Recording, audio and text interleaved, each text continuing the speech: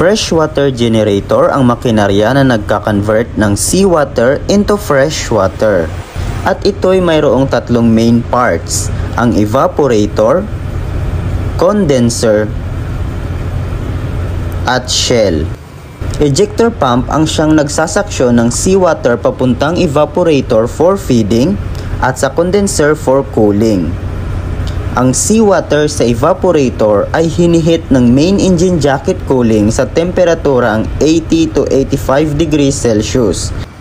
At dahil mababa ito sa boiling point, dito papasok si vacuum o negative pressure na nalilikha through eductor or ejector kung saan tinatanggal nito ang air at brine sa loob ng freshwater generator at tinatapon overboard. At dahil dito, ang seawater ay nagtatransform into vapor at dadaan ng condenser para gawing fresh